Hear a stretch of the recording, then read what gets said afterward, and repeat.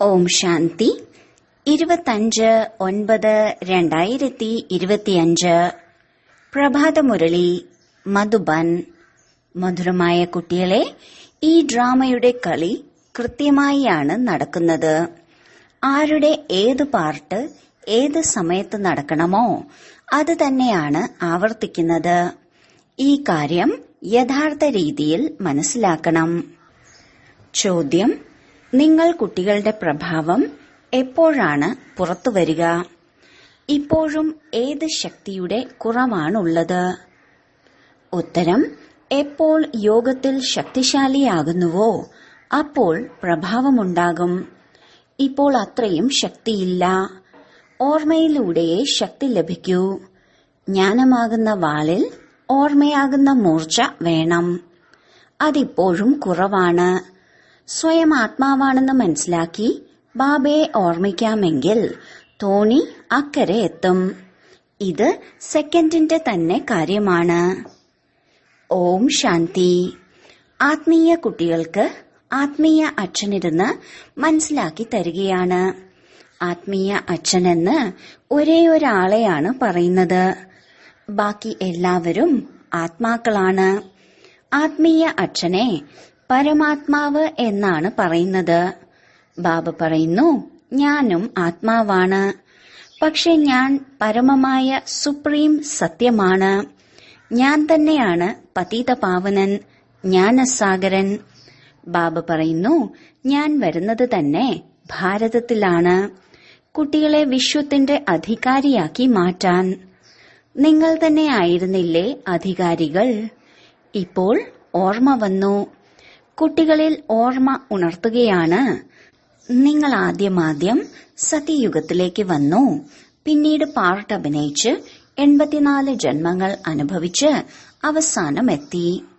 നിങ്ങൾ സ്വയം ആത്മാവാണെന്ന് മനസ്സിലാക്കൂ. ആത്മാവ് അവിനാശിയാണ്, ശരീരം വിനാശിയാണ്. ആത്മാവ് തന്നെയാണ് ദേഹത്തോടൊപ്പം ആത്മാക്കളോട് സംസാരിക്കുന്നത്. ആത്മാഭിമാനിയായി ഇരിക്കുന്നില്ലെങ്കിൽ തീർച്ചയായും ദേഹാഭിമാനമുണ്ട്. ഞാൻ ആത്മാവാണ്. ഇതെല്ലാം മറന്നുപോയി.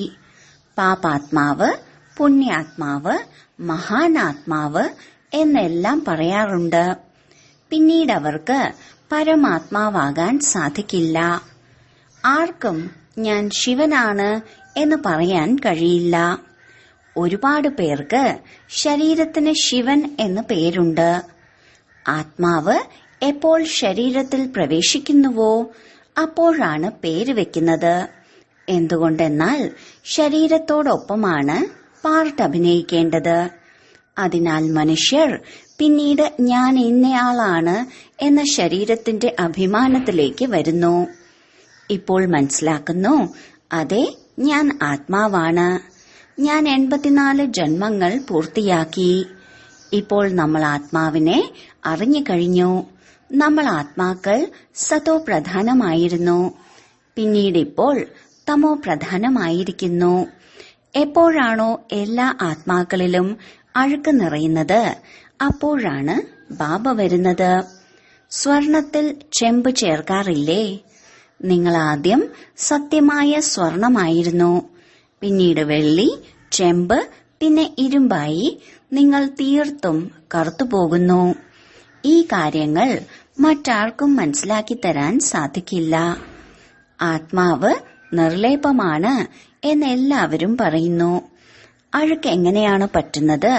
ഇതും ബാബ കുട്ടികൾക്ക് മനസ്സിലാക്കി തന്നിട്ടുണ്ട്. ബാബ പറയുന്നു, ഞാൻ വരുന്നത് തന്നെ ഭാരതത്തിലാണ്. എപ്പോഴാണോ പൂർണമായും തമോപ്രധാനമായി മാറുന്നത് അപ്പോഴാണ് ഞാൻ വരുന്നത്. കൃത്യമായ സമയത്താണ് വരുന്നത്.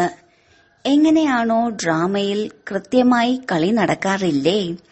ഏത് പാർട്ട് എപ്പോൾ നടക്കണമോ അത് ആ സമയത്ത് തന്നെ വീണ്ടും ആവർത്തിക്കും. അതിലൽപ്പം പോലും വ്യത്യാസമുണ്ടാവുക സാധ്യമല്ല. ഇത് പരിധിയുള്ള നാടകമാണ്. ഇത് പരിധിയില്ലാത്ത നാടകമാണ്. ഇതെല്ലാം വളരെ സൂക്ഷ്മമായി മനസ്സിലാക്കേണ്ട കാര്യമാണ്. ബാബ പറയുന്നു, നിങ്ങൾ എന്ത് പാർട്ട് അഭിനയിച്ചോ അത് ഡ്രാമ അനുസരിച്ചുള്ളതാണ്. ഒരു മനുഷ്യനും രചയിതാവിനെയോ രചനയുടെ ആദിമധ്യ അന്ത്യത്തെയോ അറിയുന്നില്ല. ഋഷി മുനിമാരും ഇതൊന്നുമല്ല സത്യം എന്നാണ് പറഞ്ഞു പോയത്. ഇപ്പോൾ നിങ്ങളോട് ആരെങ്കിലും ചോദിക്കുകയാണ്, രചയിതാവിനെയും രചനയുടെ ആദിമധ്യ അന്ത്യത്തെയും അറിയുമോ? എങ്കിൽ നിങ്ങൾ പെട്ടെന്ന് പറയും ഉവ്വ്. അതും നിങ്ങൾക്ക് ഇപ്പോൾ മാത്രമേ അറിയാൻ കഴിയൂ, പിന്നീട് ഒരിക്കലും പറ്റില്ല. ബാബ മനസ്സിലാക്കി തന്നിട്ടുണ്ട്, നിങ്ങൾക്ക് മാത്രമേ രചയിതാവിനെയും രചനയുടെ ആദിമധ്യ അന്ത്യത്തെയും അറിയൂ. ശരി, ഈ ലക്ഷ്മി നാരായണന്മാരുടെ രാജ്യം എപ്പോഴാണ് ഉണ്ടാവുക? ഇതറിയാമോ? ഇല്ല, ഇതിനെക്കുറിച്ച് ഒരറിവുമില്ല. ഇത് അത്ഭുതമാണ്. നിങ്ങൾ പറയും, ഞങ്ങളിൽ ജ്ഞാനമുണ്ട്. ഇതും നിങ്ങൾ മനസ്സിലാക്കുന്നുണ്ട്. ബാബയുടെ പാർട്ട് ഒരേ ഒരു തവണയാണ്. നിങ്ങളുടെ പ്രധാന ലക്ഷ്യം ഈ ലക്ഷ്മി നാരായണനായി മാറുക എന്നതാണ്. ആയിക്കഴിഞ്ഞാൽ പിന്നെ ഈ പഠിപ്പിന്റെ ആവശ്യമുണ്ടാകില്ല. വക്കീലായി കഴിഞ്ഞാൽ കഴിഞ്ഞു. പഠിപ്പിക്കുന്ന ബാബയെ ഓർമ്മിക്കുകയും വേണം. നിങ്ങൾക്കായി എല്ലാം സഹജമാക്കിയിരിക്കുന്നു. ബാബ വീണ്ടും വീണ്ടും നിങ്ങളോട് പറയുന്നു, ആദ്യം നിങ്ങൾ സ്വയം ആത്മാവാണെന്ന് മനസ്സിലാക്കൂ. ഞാൻ ബാബയുടേതാണ്. ആദ്യം നിങ്ങൾ നാസ്തികരായിരുന്നു, ഇപ്പോൾ ആസ്തികരായി മാറി. ഈ ലക്ഷ്മി നാരായണന്മാരും ആസ്തികരായിട്ടാണ് ഈ സ്വർഗം നേടിയത്. അതാണിപ്പോൾ നിങ്ങൾ പ്രാപ്തമാക്കുന്നത്. ഇപ്പോൾ നിങ്ങൾ ആസ്തികരായി മാറുകയാണ്. ആസ്തികൻ, നാസ്തികൻ എന്ന വാക്കുകൾ ഇപ്പോഴത്തേതാണ്. അവിടെ ഈ വാക്കുകൾ ഉണ്ടാകില്ല. ചോദിക്കേണ്ട ആവശ്യം പോലും ഉണ്ടാകില്ല. ഇവിടെ ചോദ്യമുയരുന്നു, അതിനാലാണ് ചോദിക്കുന്നത്. രചയിതാവിനെയും രചനയെയും അറിയാമോ? അപ്പോൾ പറയുന്നു, ഇല്ല എന്ന്. ബാബ തന്നെയാണ് വന്ന് തന്റെ പരിചയം നൽകുന്നത്. പിന്നീട് രചനയുടെ ആദിമധ്യ അന്ത്യത്തിന്റെ രഹസ്യം മനസ്സിലാക്കി തരുന്നു. ബാബ പരിധിയില്ലാത്ത അധികാരിയാണ്, രചയിതാവാണ്. കുട്ടികൾക്ക് മനസ്സിലാക്കി തന്നിട്ടുണ്ട്, മറ്റ് ധർമ്മസ്ഥാപകരും ഇവിടേക്ക് തീർച്ചയായും വരും. ബാബ പറയുന്നു, കുട്ടികളെ, ദേഹസഹിതം ദേഹത്തിന്റെ മുഴുവൻ സംബന്ധങ്ങളെയും ത്യജിച്ച് എന്നെ ഓർമ്മിക്കൂ. ഇപ്പോൾ നിങ്ങൾ സന്മുഖത്തിരിക്കുകയാണ്. സ്വയം ഞാൻ ദേഹമാണ് എന്ന് കരുതരുത്. ഞാൻ ആത്മാവാണ്. സ്വയം ആത്മാവാണെന്ന് മനസ്സിലാക്കി അച്ഛനെ ഓർമ്മിച്ചുകൊണ്ടിരിക്കൂ. എങ്കിൽ തോണി അക്കരെ എത്തും. സെക്കൻഡിന്റെ കാര്യമാണ്. മുക്തിയിലേക്ക് പോകുന്നതിനായാണ് പകുതി കൽപ്പം ഭക്തി ചെയ്യുന്നത്. പക്ഷെ ഒരാത്മാവിനും തിരിച്ചു പോകാൻ സാധിക്കില്ല. 5000 വർഷങ്ങൾക്ക് മുൻപും ബാബ ഇത് മനസ്സിലാക്കി തന്നിരുന്നു. ഇപ്പോഴും മനസ്സിലാക്കി തരുന്നു. ലൗകികം, അലൗകികം, പാരലൗകികം എന്നിങ്ങനെ 3 അച്ഛന്മാരുണ്ട്. പരിധിയുള്ള അച്ഛൻ ലൗകികം. പരിധിയില്ലാത്ത അച്ഛൻ ആത്മാക്കളുടെ അച്ഛനാണ്, പാരലൗകികമാണ്. പിന്നെ ഇത് സംഗമയുഗത്തിലെ വണ്ടർഫുൾ അച്ഛനാണ്. ഇവരെയാണ് അലൗകികം എന്ന് പറയുന്നത്. പ്രജാപിത ബ്രഹ്മാവിനെ ആരും ഓർമ്മിക്കുന്നേയില്ല. അവർ നമ്മുടെ ഗ്രേറ്റ് ഗ്രേറ്റ് ഗ്രാൻഡ് ഫാദർ ആണ് എന്നത് ബുദ്ധിയിൽ വരുന്നില്ല. ആദിദേവൻ, ആദാം എന്നെല്ലാം പറയുന്നുണ്ട്. പക്ഷെ പറയുക മാത്രമേ ചെയ്യുന്നുള്ളൂ. ക്ഷേത്രങ്ങളിലും ആദിദേവന്റെ ചിത്രമുണ്ടല്ലോ. നിങ്ങൾ അവിടേക്ക് പോകുമ്പോൾ മനസ്സിലാക്കും, ഇത് നമ്മുടെ ഓർമ്മ ചിഹ്നമാണ്. ബാബയും ഇരിക്കുന്നുണ്ട്, നമ്മളും ഇരിക്കുന്നുണ്ട്. ഇവിടെ ബാബ ചൈതന്യത്തിൽ ഇരിക്കുന്നു. അവിടെ ജഡചിത്രമാണ് വെച്ചിരിക്കുന്നത്. മുകളിൽ സ്വർഗവും ശരിയാണ്. ആരെല്ലാം ക്ഷേത്രം കണ്ടോ അവർക്കറിയാം, ബാബ നമ്മെ ഇപ്പോൾ ചൈതന്യത്തിൽ രാജയോഗം പഠിപ്പിക്കുകയാണ്. പിന്നീടാണ് ക്ഷേത്രം ഉണ്ടാക്കുന്നത്. ഇതെല്ലാം നമ്മുടെ ഓർമ്മചിഹ്നമാണ് എന്നത് സ്മൃതിയിൽ വരണം.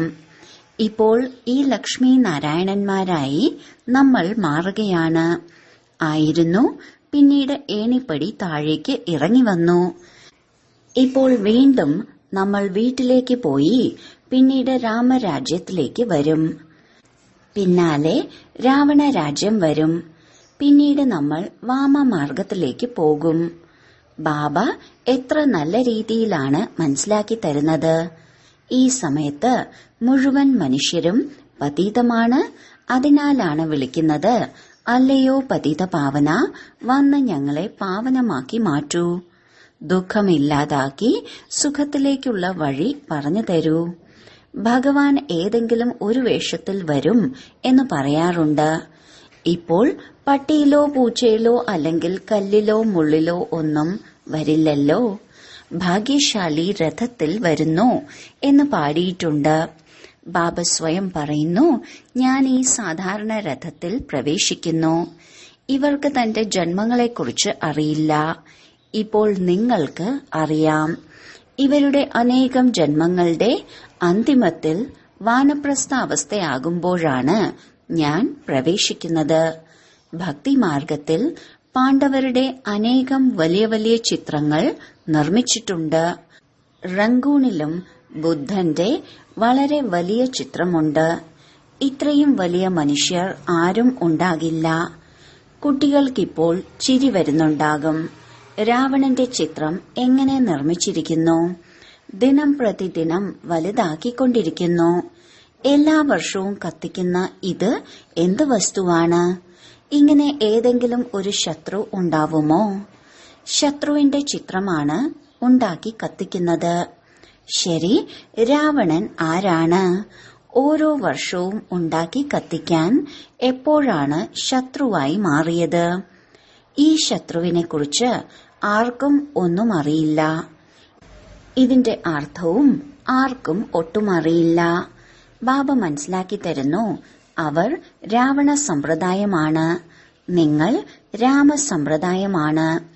ഇപ്പോൾ ബാബ പറയുന്നു, ഗൃഹസ്ഥ വ്യവഹാരത്തിൽ ഇരുന്നു കൊണ്ടും കമലപുഷ്പ സമാനമാവൂ, എന്നെ ഓർമ്മിച്ചുകൊണ്ടിരിക്കൂ. പറയുന്നു, ബാബ, ഹംസവും കൊക്കും എങ്ങനെ ഒരുമിച്ചിരിക്കും? വഴക്കുണ്ടാകുന്നു. തീർച്ചയായും ഉണ്ടാകും. സഹിക്കേണ്ടതായി വരും. ഇതിൽ വളരെ വലിയ യുക്തികളുമുണ്ട്. അതുകൊണ്ടാണ് ഈശ്വരനെ ബുദ്ധിമാനായ രസികൻ എന്ന് വിളിക്കുന്നത്. അല്ലയോ ഭഗവാനെ, ദുഃഖമില്ലാതാക്കൂ, ദയ കാണിക്കൂ, മുക്തി നൽകൂ എന്ന് പറഞ്ഞ് എല്ലാവരും അവരെ ഓർമ്മിക്കുന്നുണ്ടല്ലോ. മുക്തി നൽകുന്ന ബാബ എല്ലാവർക്കുമായി ഒന്നേ ഉള്ളൂ. നിങ്ങളുടെ അടുത്തേക്ക് ആര് വന്നാലും അവർക്ക് വേറെ വേറെ മനസ്സിലാക്കി കൊടുക്കൂ. കറാച്ചിയിൽ ഓരോരുത്തരെയും വേറെ വേറെ ഇരുത്തി മനസ്സിലാക്കി കൊടുത്തിരുന്നു. നിങ്ങൾ കുട്ടികൾ യോഗത്തിൽ ശക്തിശാലിയായി മാറുമ്പോൾ നിങ്ങളുടെ പ്രഭാവം ഉണ്ടാകും.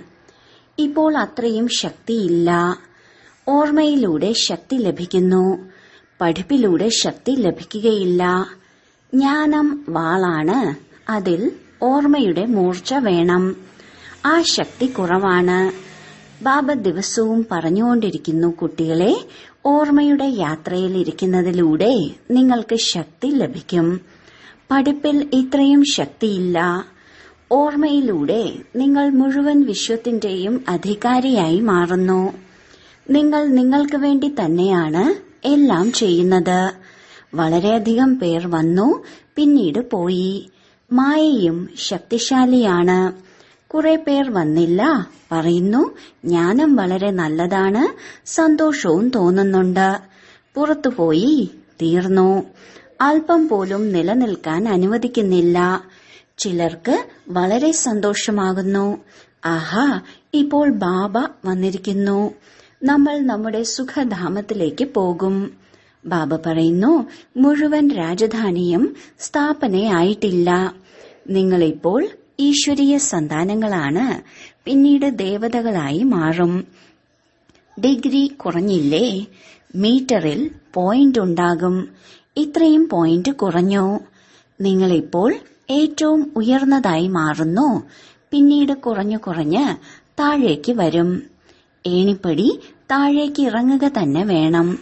ഇപ്പോൾ നിങ്ങളുടെ ബുദ്ധിയിൽ ഏണിപ്പടിയുടെ ജ്ഞാനമുണ്ട്. ഉയരുന്ന കല എല്ലാവർക്കും നന്മ. പിന്നീട് പതുക്കെ പതുക്കെ താഴേക്ക് ഇറങ്ങുന്ന കലയാകും. ആരംഭം മുതൽ ഈ ചക്രത്തെ നല്ല രീതിയിൽ മനസ്സിലാക്കണം. ഈ സമയത്ത് നിങ്ങളുടെ ഉയരുന്ന കലയുണ്ടാകുന്നു. എന്തുകൊണ്ടെന്നാൽ കൂടെ ബാബയുണ്ട്. ആരെയാണോ മനുഷ്യർ സർവവ്യാപി എന്ന് പറയുന്നത്, ആ ഈശ്വരൻ അഥവാ അച്ഛൻ മധുരമധുരമായ കുട്ടികളെ എന്ന് പറഞ്ഞുകൊണ്ടിരിക്കുന്നു. പിന്നീട് കുട്ടികൾ ബാബ ബാബ എന്ന് വിളിക്കുന്നു. ബാബ നമ്മെ പഠിപ്പിക്കാൻ വന്നതാണ്. ആത്മാവ് പഠിക്കുന്നു. ആത്മാവ് തന്നെയാണ് കർമ്മം ചെയ്യുന്നത്. നാം ആത്മാക്കൾ ശാന്തസ്വരൂപമാണ്. ഈ ശരീരത്തിലൂടെ കർമ്മം ചെയ്യുകയാണ്. അശാന്തി എന്ന വാക്കുപയോഗിക്കുന്നത് ദുഃഖം ഉണ്ടാകുമ്പോഴാണ്. ബാക്കി ശാന്തി നമ്മുടെ സ്വധർമ്മമാണ്. വളരെയധികം പേർ മനസ്സിന് ശാന്തി വേണം എന്ന് പറയാറുണ്ട്. ആത്മാവ് സ്വയം ശാന്തസ്വരൂപമാണ്. ആത്മാവിന്റെ വീട് തന്നെ ശാന്തിധാമമാണ്. നിങ്ങൾ നിങ്ങളെ മറന്നുപോയി. നിങ്ങൾ ശാന്തിധാമത്തിൽ വസിക്കുന്നവരായിരുന്നു. ശാന്തി അവിടെയാണ് ലഭിക്കുന്നത്. ഒരു രാജ്യം, ഒരു ധർമ്മം, ഒരു ഭാഷയാവണം എന്ന് ഇക്കാലത്ത് പറയാറുണ്ട്. ഒരു ജാതി, ഒരു മതം, ഒരു ദൈവം. ഇന്ന് ഗവൺമെന്റ് ഒരു ദൈവം എന്നെഴുതുന്നുമുണ്ട്. പിന്നീടും സർവവ്യാപി എന്ന് പറയുന്നത് എന്തിനാണ്? ഒരു ദൈവം എന്നത് ആരും അംഗീകരിക്കുന്നില്ല. അതിനാൽ ഇപ്പോൾ നിങ്ങൾ വീണ്ടും ഇതെഴുതണം. ലക്ഷ്മി നാരായണന്റെ ചിത്രം നിർമ്മിക്കുന്നുണ്ട്. മുകളിൽ എഴുതൂ, സത്യയുഗത്തിൽ അവരുടെ രാജ്യമായിരുന്നപ്പോൾ ഒരു ദൈവം, ഒരു ധാർമ്മിക ധർമ്മം എന്നായിരുന്നു. പക്ഷേ മനുഷ്യൻ ഒന്നും മനസ്സിലാക്കുന്നില്ല, ശ്രദ്ധിക്കുന്നില്ല. ആരാണോ നമ്മുടെ ബ്രാഹ്മണ കുലത്തിലേത് അവരുടെ ശ്രദ്ധയെ അതിലേക്ക് പോകൂ. ബാക്കി ആരും മനസ്സിലാക്കില്ല.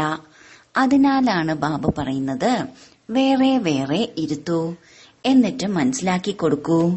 ഫോം പൂരിപ്പിക്കാൻ പറയൂ. അപ്പോൾ മനസ്സിലാക്കാൻ സാധിക്കും. കാരണം ഓരോരുത്തരും വേറെ വേറെ ആളുകളെയാണ് ആരാധിക്കുന്നത്. എല്ലാവർക്കും ഒരുമിച്ച് എങ്ങനെ മനസ്സിലാക്കി കൊടുക്കും? അവരവരുടെ കാര്യങ്ങൾ കേൾപ്പിക്കാൻ തുടങ്ങും. ആദ്യമാദ്യം ചോദിക്കണം, എവിടേക്കാണ് വന്നത്? BK എന്ന പേര് കേട്ടിട്ടുണ്ടോ? പ്രജാപിത ബ്രഹ്മാവ് നിങ്ങളുടെ ആരാണ്? എപ്പോഴെങ്കിലും ഈ പേര് കേട്ടിട്ടുണ്ടോ? നിങ്ങൾ പ്രജാപിത ബ്രഹ്മാവിന്റെ കുട്ടികളല്ലേ? ഞങ്ങൾ പ്രാക്ടിക്കലിൽ ആണ്. നിങ്ങളുമാണ്, പക്ഷെ മനസ്സിലാക്കുന്നില്ല. മനസ്സിലാക്കി കൊടുക്കുന്നതിന് വളരെ യുക്തി ആവശ്യമാണ്. ശരി, വളരെ കാലത്തെ വേർപാടിന് ശേഷം തിരികെ കിട്ടിയ മധുരമധുരമായ സന്താനങ്ങൾക്ക് മാതാവും പിതാവുമായ ബാബ്ദാദയുടെ സ്നേഹസ്മരണകളും പുലർക്കാല വന്ദനവും. ആത്മീയ പിതാവിന്റെ ആത്മീയ കുട്ടികൾക്ക് നമസ്കാരം. ധാരണയ്ക്കുള്ള മുഖ്യസാരം: 1. ക്ഷേത്രങ്ങൾ മുതലായവ കണ്ടുകൊണ്ടും ഈ സ്മൃതിയിലിരിക്കണം. അതായത് ഇതെല്ലാം നമ്മുടെ തന്നെ ഓർമ്മചിഹ്നങ്ങളാണ്.